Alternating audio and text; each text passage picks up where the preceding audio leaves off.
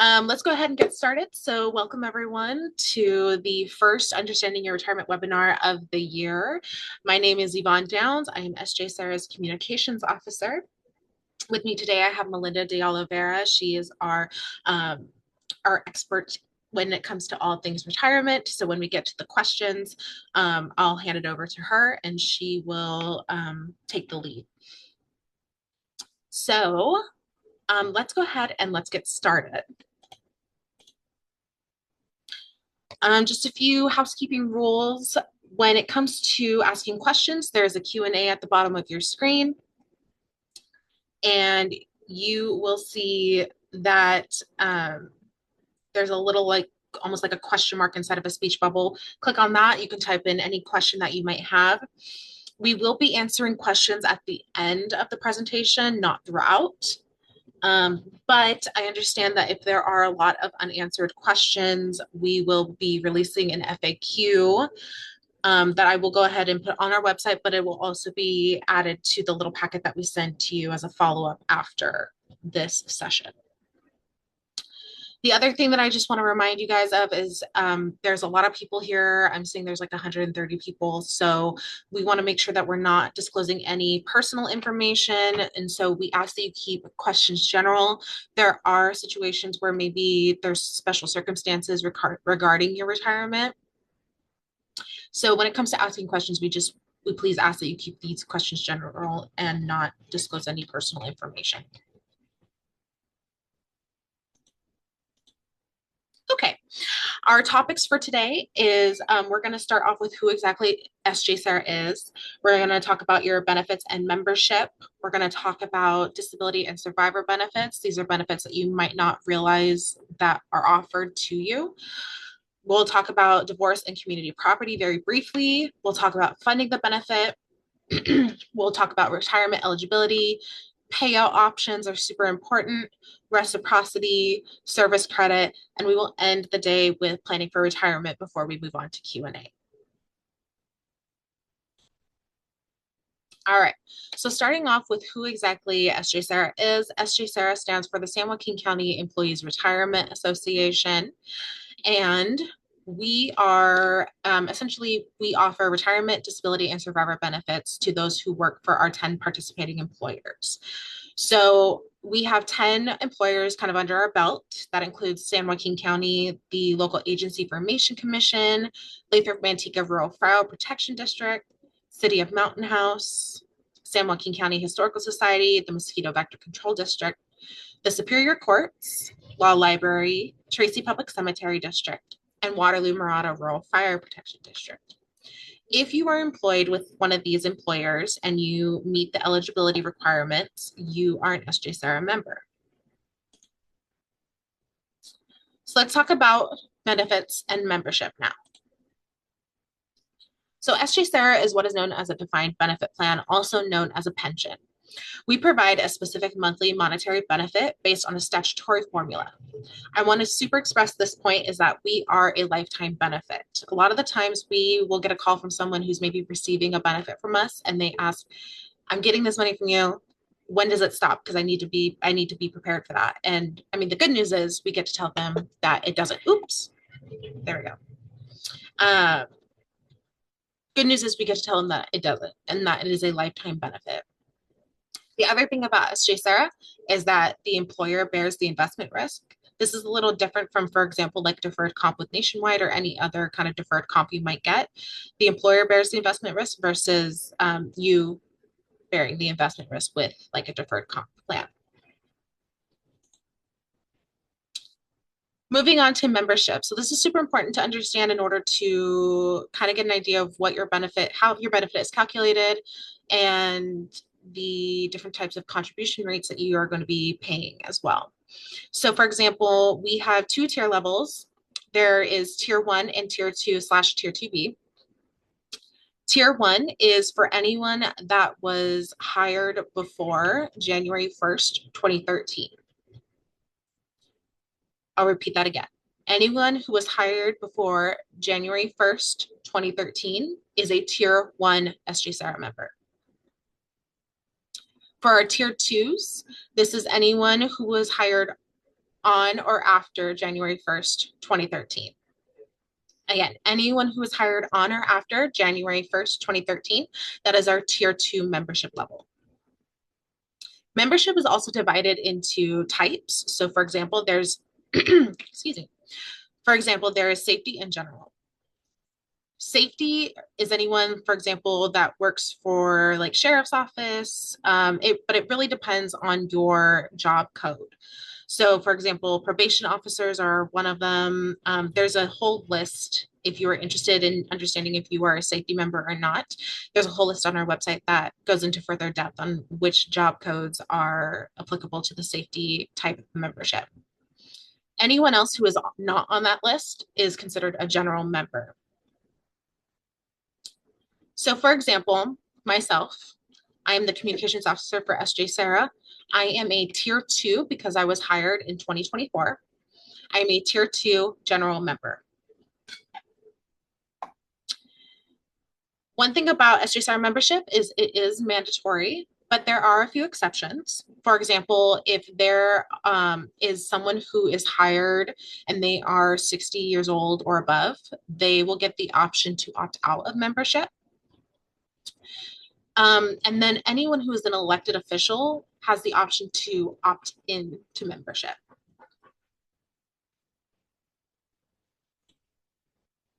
Okay, so now let's talk a little bit about some of the benefits that you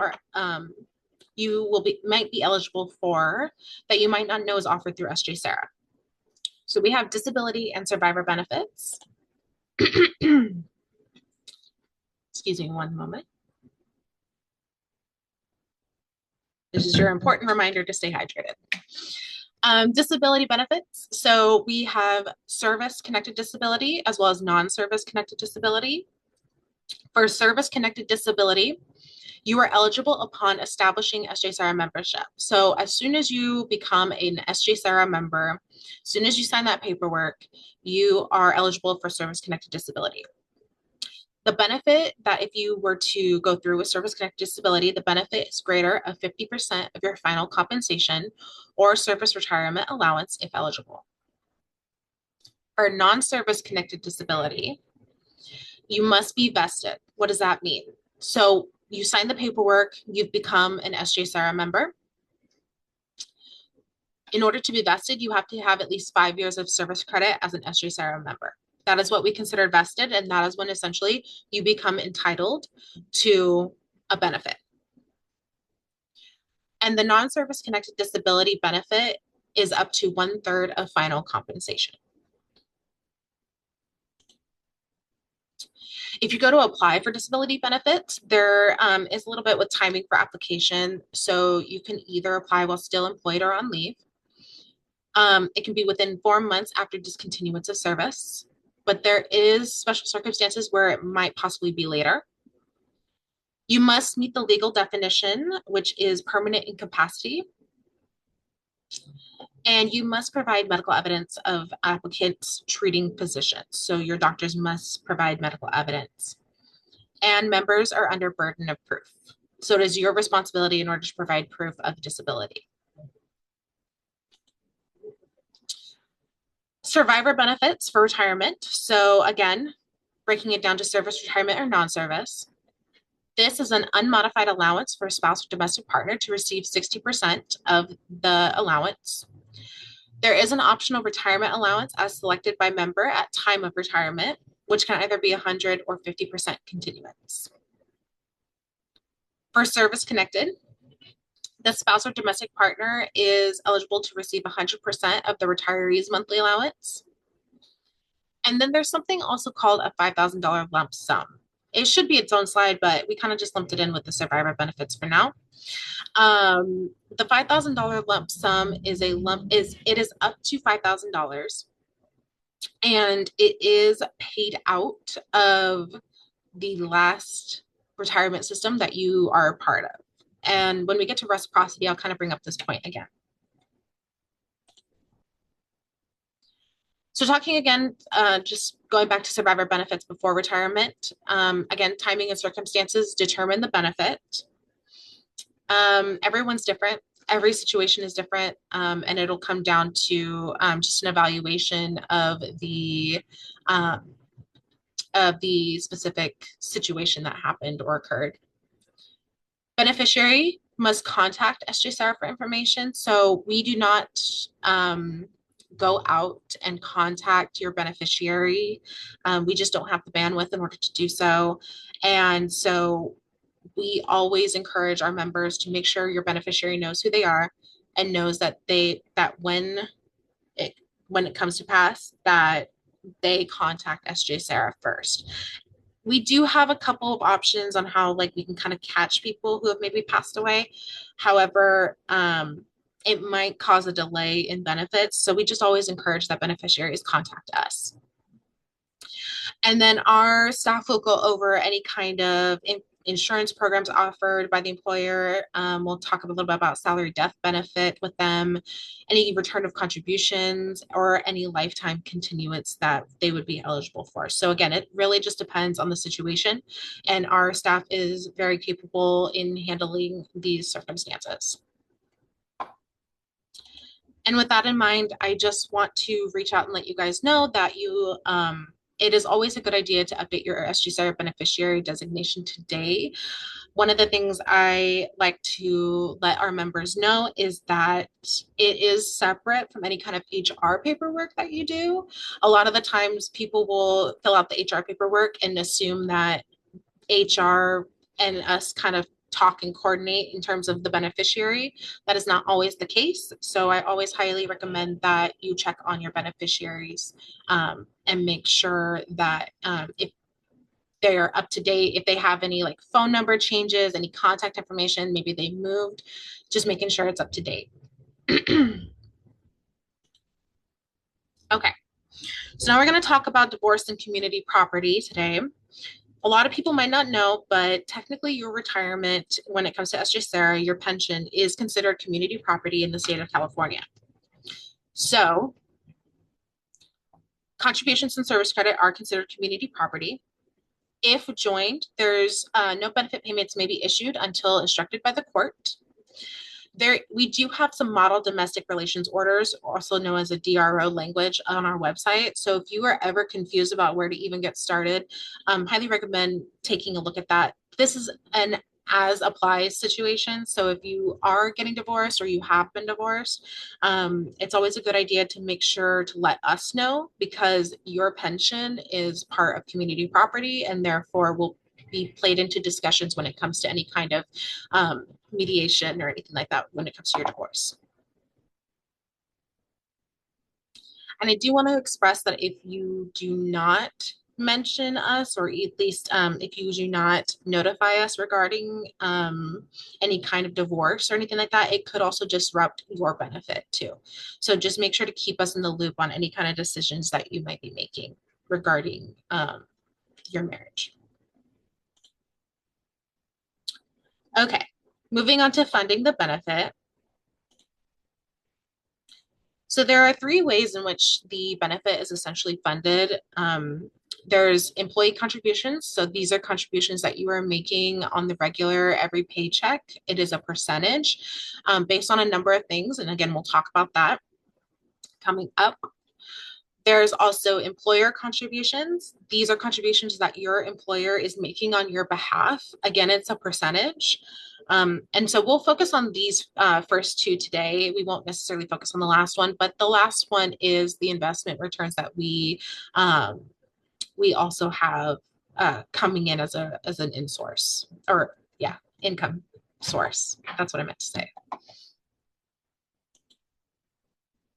So remember when we talked about your tier levels and your membership types, this is where those come into play. So for 2026 contribution rates for tier 1 members, it's a little bit more, I don't want to say complicated, but it's not as straightforward. I'll say it that way. Not as straightforward as for tier 2s. Because for tier 1s, it really depends on your age of entry that you come into the system. So someone who came in at, say, 20 years old might have a different contribution rate than someone who came into the system at 50 or 45. But for today, what we did is we went ahead and looked at the age of entry for 35-year-old for general and an age of entry for 29 for a safety member that shares a tier 1 with a COLA cost share. So for member contribution rates that qualify under the age 35 for general with a COLA cost share, they pay for 2026 6.85%. For safety members at an entry age of 29 with a tier 1 COLA cost share, the percentage is 10.71%. In addition, employers also remember they pay a percentage as well.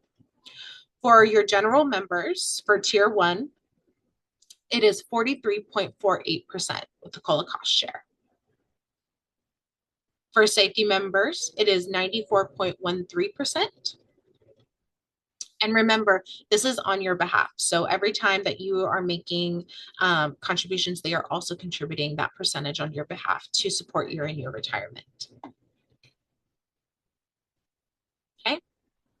If you have any questions as a tier 1 member about your contribution rates, we have charts on our website. I recommend that you go look at those first. But if you're still confused and need a little bit of help, you can always contact us at our email at contactus@sjcera.org. We'll go over that when we get further down of the contact information. I'll also send it in an email as well. Okay. So moving on to tier 2, so 2026 contribution rates for tier 2 members are a bit more straightforward because it does not depend on age of entry. So for tier 2 members, it is general members are 9.54% for 2026. For safety members, it's 15.16%. And for employers, for general members, it's 37.81%. And for safety members, it's 82.02%. Okay. So again, it doesn't matter at what age you came into the system. All tier 2 members have the same exact percentage. So someone who came into the system at age 20 has the same percentage as someone who came in at age 45. It's all the same across the board.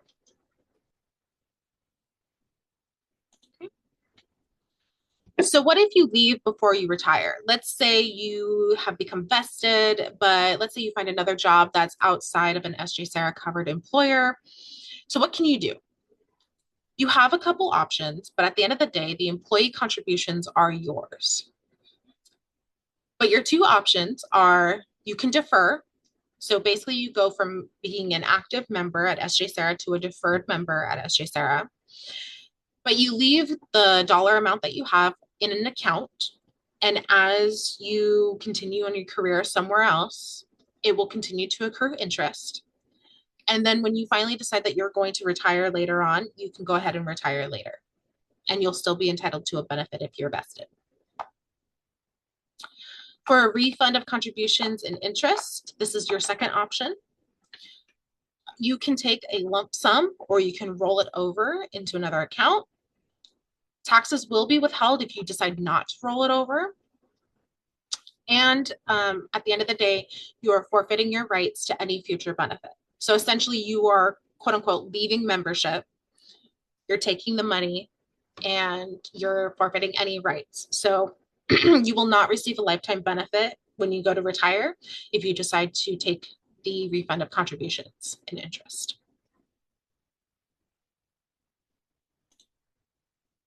All right, moving on to retirement eligibility, and I see that I am kind of lagging a little bit behind, so I'll try to go a little bit faster.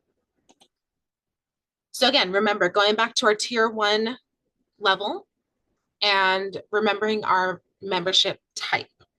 So again, tier 1, hired before January 1st, 2013. The earliest you can retire is age 50 with 5 years of service and 10 years of membership. That is for our general members, as early as age 50 with 5 years of service and 10 years of membership. For safety members, you can retire at any age as long as you have 20 years of service. And then, of course, if you decide that you've reached age 70, you can retire with any any number of years of service. It doesn't really matter at that point. And the one thing with tier one that's different from tier one and tier two is we take your highest final compensation into calculating your benefit. Okay. For our tier two members, remember, hired on or after January 1st, 2013. For general members, the minimum retirement age is 52 with at least 5 years of service. For our safety members, you can retire as early as age 50 with at least 5 years of service. And again, the difference between tier one and tier two as well is that for tier twos, we take your 3-year highest final compensation. Please give me.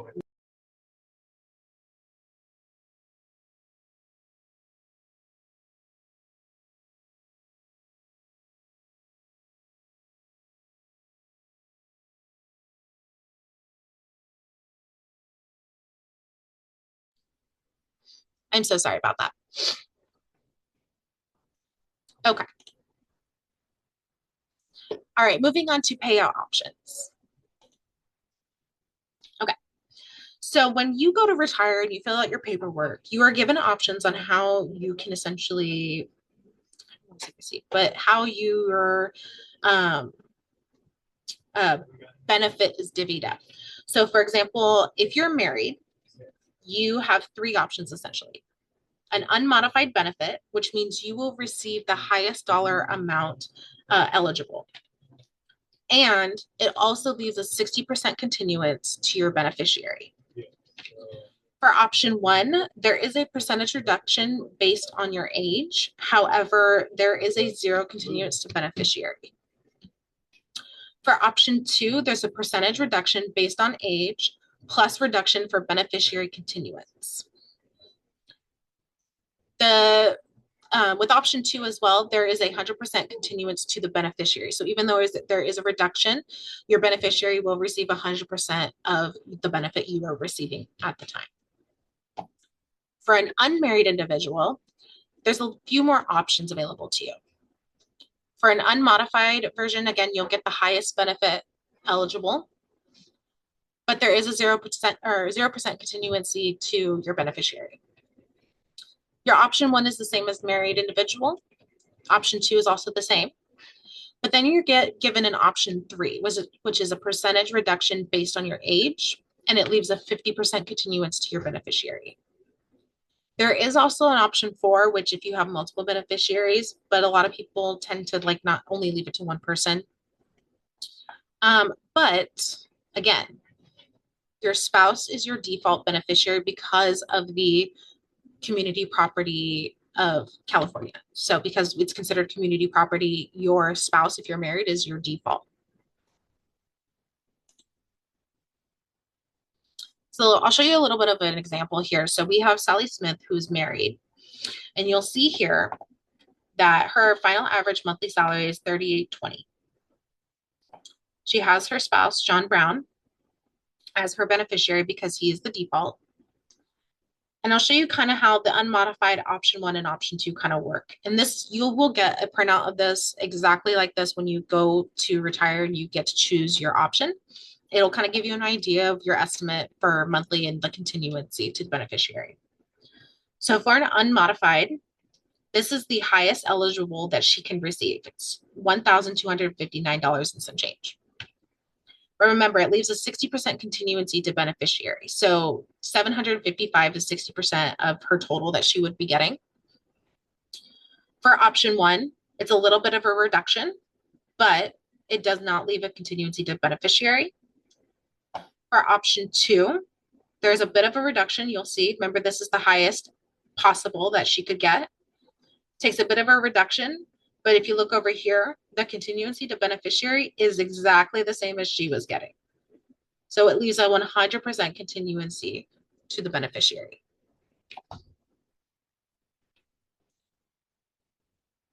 All right, now let's look at Jack Brown. Jack Brown is single, so again, gets a little bit more options. You'll see that Jack was earning the same amount as Sally, so $38.20.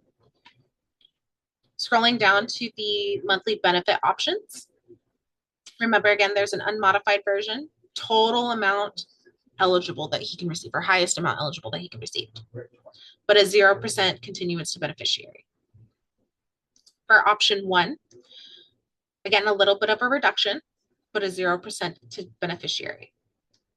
Option 2, remember, it leaves that 100% continuancy with a little bit of a reduction. So Jack took a little bit more of a reduction, but it leaves a 100% to continuous beneficiary. For option 3, again, there's a little bit of a reduction here, and it leaves a 50% to the beneficiary. So you'll be able to pick your option of what you want to go with. Really think about your circumstances, your beneficiary. Really think about everything when it comes to choosing an option. You do only get to choose it once. So it's very important that you understand what your options are when you go to retire and which one you decide to go with. All right, we're going to jump into COLA, which is cost of living adjustment, I should say. So when you retire, you essentially every year, our team looks at the Consumer Price Index, or the CPI, and our actuary will do some calculations with it as well to come up with a percentage. We like to call it a retirement raise, essentially. It's based on the Bay Area, and again, it's calculated annually. So every year, a COLA will be decided upon and will go into effect in April. It is up to 3% of a benefit allowance. The interesting thing about SJCERA is that we offer a banked COLA, which means that, let's say, for example, the CPI is 4%, but because we only allow up to 3%, that 1% leftover is essentially banked. So if we ever get a year where it's 2%, for example, if you have that 1% banked because you retired previously to that year, you will then get that bump. You'll get a 3% instead of a 2%. Again, these go into effective April 1st. So if you retire on April 1st, then you would qualify for the COLA. This year and moving forward, they will show up on your April 30th check. So at the end of the month, you'll be receiving a check that will have that COLA that went into effect. Okay, jumping again into reciprocity. So reciprocal benefits, what we do essentially is if you have worked for a previous California public agency, we can essentially connect service across all plans for either plan vesting or service retirement eligibility. The real benefit with reciprocity is we also look at your highest final compensation to determine retirement. So even if, for example, let's say you went from SJCERA to, let's say, CalPERS or another California public agency that is covered by another California retirement system, and let's say you make more money there, when you go to retire, SJCERA will essentially look at your highest pay that you maybe were making at CalPERS versus what you were making at SJCERA. The big thing with this is that when you have established reciprocity, though, you must retire from all systems on the same date. So you can't retire from, say, CalPERS, January 1st, and then February 1st, you decide to retire from SJCERA. You have to retire on the same date regardless. So which California public agencies qualify for reciprocity with SJCERA? So there's CalPERS, CalSTRS, another county, California County Retirement System, for example, like if you were working for OSERS or SJCERA, another California City Retirement System. There is a list on our website. Again, you can go and look at that, and it'll give you a full list of which systems we work with under reciprocity. The other thing with reciprocity is it could affect tier level determination. So if you say were working for SJCERA back in 2011, and then you got a job at either San Joaquin County or something like that, that's covered under SJCERA. Let's say 2018, Technically, because of reciprocity, if you establish reciprocity, if you're eligible for it, then you would be classified as a tier 1 member versus a tier 2. Okay. Moving on to service credit. Again, I know this is a lot of information. I see there's a lot of comment or a lot of questions right now. So I'm going to try to wrap this up and we'll get into questions as soon as possible. So service credit. So you have the option to purchase additional service credit. Timing and circumstance often determines the purchasing of the service credit. It allows for vesting sooner. It could increase the total years of service. It may potentially change tier status. And then it could increase your monthly retirement benefit. Your purchase must be completed prior to retirement or upon termination of employment. There are different types of service purchases you can make. If you have county service prior to membership, if you have any kind of medical leave of absence, if you have a redeposit of previously refunded SJCERA retirement contributions, any other type of public service or active military service, those all can be purchased back. In terms of methods of payment, we can either do a payroll deduction from your biweekly or after tax, or sorry, payroll deduction biweekly, and it is after tax, or we can do a lump sum, either a check or a rollover from other qualified plans, such as a 457B or a 457 plan or an IRA. Okay, I'm gonna finish it off here with planning for retirement. So when we think of retirement income, we'd like to think of it as a three-legged stool. Retirement income sits on the top, and it's supported by three different legs. We have pension, which is us, Social Security, if you're paying into it, and personal savings, such as a 401k or a deferred comp. We don't always want to rely on one single income when it comes to retirement planning, because it's just not sustainable for you as a member. And so we always encourage to explore other options when it comes to planning for your retirement versus solely relying on a pension or solely relying on deferred comp or Social Security. So when it comes to calculating your benefit, it's based off three factors: your final average compensation, your years of service, and we also look at an age factor. And this age factor is a percentage. So it's based off the age that you retire at. That's going to determine your monthly benefit. So as a quick example, if you have a biweekly gross of $2,000, this is how you find your FEC. So it's 2,000 multiplied by 26 pay periods divided by 12, which is how many months is in a year. So that's going to give you, that formula is going to give you $4,333.33. So remember, that's the FAC. So you're going to take that, and we have an online calculator on our website. It's up here at the top. You'll see benefits calculator as soon as you go to our website, and you can put in your information. So for example, you can put in your tier level, your membership type, what age you want to retire at, and your total years of service, as well as that FAC. Okay. And you can play around with, you know, if you're like, oh, I want to retire at, let's say, I want to retire at 57 versus 62. I want to have, you know, X amount years of service. Just really play around with it and see what works for you. The other thing that we have to kind of get you guys started as well is we have a workbook resource on our website. It is the Planning for Retirement workbook. It includes a lot of things like helping you try to identify budgets, trying to identify what it is that you want to do in retirement. A lot of people have certain goals they want to meet. For example, they maybe want to buy property or they want to go travel the world. It really just depends on you as a person and what you want to do in retirement. So that is available to you, and I will also include it in the follow-up email that we will be sending out.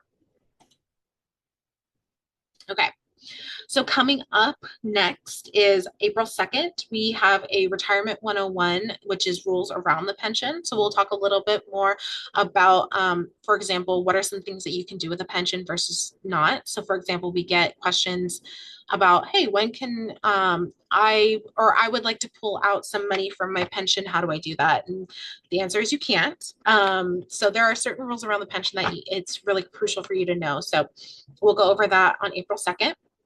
And then on June 4th, we have our first About to Retire webinar. This is a 3-hour long webinar where we have different vendors. For example, we have Sutter Health, we have Kaiser, we'll have Brenda from Nationwide, we'll have the court system deferred comp also come in as well. And it's really just to help you prepare for when you go to retire. So that is on June 4th of this year. And registration is already open and available to you on our website. And last but not least, this is just our contact information where you can find us at 220 East Channel Street in Stockton. We are right in the downtown area. You can give us a call at 209-468-2163. Or we highly recommend you email us first. That is the faster and easiest way to get a hold of us, is contact us at sjcera.org. In addition, we are always posting educational content on our LinkedIn, YouTube, and Facebook. For example, this video will be going on our YouTube page once it's edited. So feel free to go and give us a follow and keep up to date with that.